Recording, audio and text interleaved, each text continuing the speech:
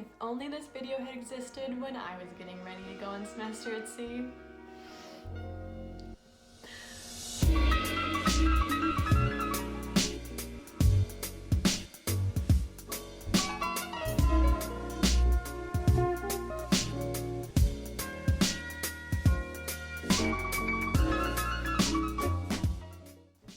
Okay, so the first thing that I wish that I had known before I went on semester at sea is that if you go and you're in a cabin, there are no washcloths and no hand towels in your cabin.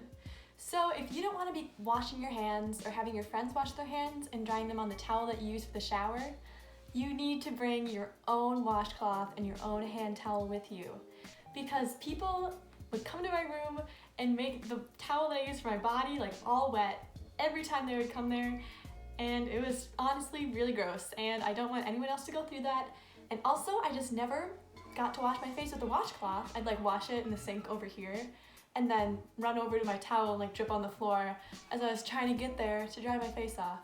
So if I had known this, I would have totally brought my own washcloths. Also, it's going to be really useful to bring those washcloths in country with you, because you probably won't have washcloths at your Airbnb or hostels either. So, pro tip, bring a washcloth, bring a hand towel if you want. You can get them washed by the laundry service of the ship or wash them yourselves in your sink. I can make a whole video on how to wash clothes in your sink if you want. It's really fun, it's really great, I don't know. The second thing that I wish I had known before going on semester at sea is that the fees that you pay up front are not the only fees you're going to be paying. You will get charged for fuel costs, and these costs are going to depend how long it takes us to get from place to place when you're on the ship. So if it takes a really long time, or if the wind is really strong pushing us backwards, it's going to be more expensive, and there's nothing you can do about it. So the credit card or debit card that you link up with the ship when you get there, which is going to be the same card that you use if you want to buy snacks at the pool bar, or if you want to do a spa day with your friends, which is super fun, that is going to be the same card that they charge the fees to. So if you don't have the ability to pay an extra $500 minimum, then you should use a different card when you sign up, because those charges are something that is totally going to happen to you regardless of what voyage you go on. Some of my friends were really upset about this because they used a personal debit card for buying snacks on the ship, but they didn't have the money in there to pay for these fuel charges. So, just so you know, be prepared. Something else that I just didn't know before I signed up for semester at sea is that nothing is planned for you in country. You're gonna have 4 classes on the ship, and 3 of those classes are gonna have a one-day activity in one country, but then the rest of the time that you're in port in a country is just a free-for-all, and you can go anywhere and do whatever you want. But nothing is planned for you, no transportation, no activities. Now, there are activities through the ship which are actually pretty awesome, some of them, but they can be so expensive. There are day trips that are $200, or there's trips that go for the entire time you're in a country, so 6 days, and those can be an extra $3,000.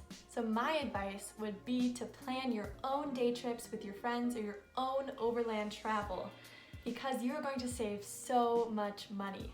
And I didn't know this before I went on semester at sea, and I wasted some money that I wish I could go back and get back.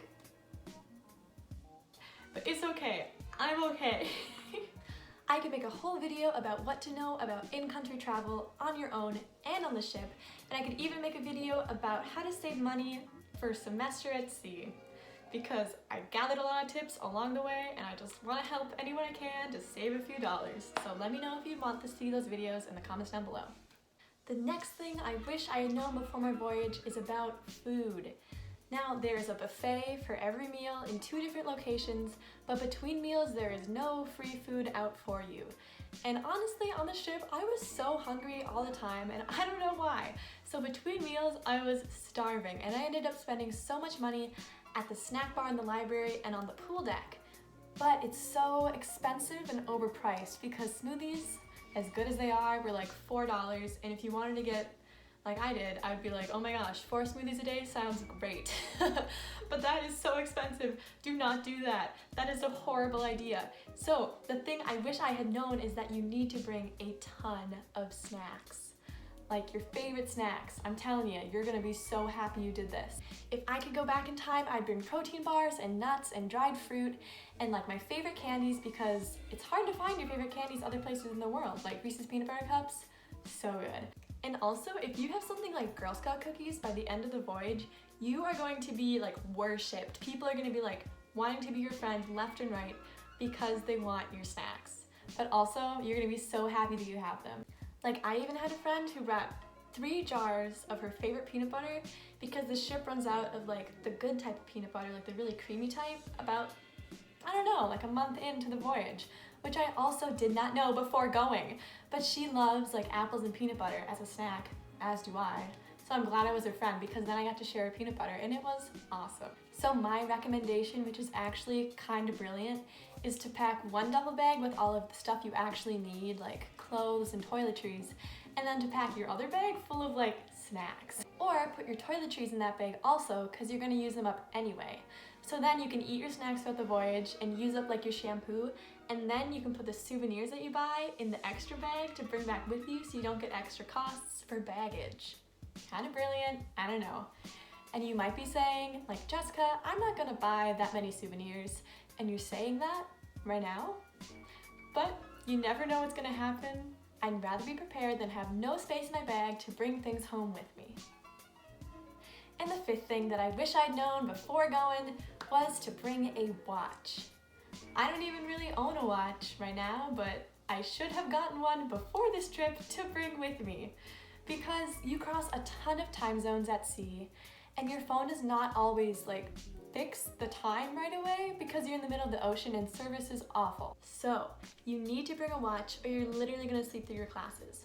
Also, since there's no service in the ocean, a lot of people just end up leaving their phones in their rooms anyway, and then just bring like a watch around with them to tell the time, because you don't need your phone because you can't do anything with it because there's no Wi-Fi and there's no service. Also, a watch is super useful when you're traveling in country if you're in an area where you don't want to take your phone out and don't want to draw attention to yourself. You can just look at your watch, see the time. I wish I had had one. I hope this helped anyone out there. I'm also going to make another video about my pro packing tips, things that I'm glad that I brought with me and things that I wish I had. So, if you're going to be going on a semester at sea voyage soon, let me know what voyage you're going on and what you're most excited for, and if any of these tips helped you.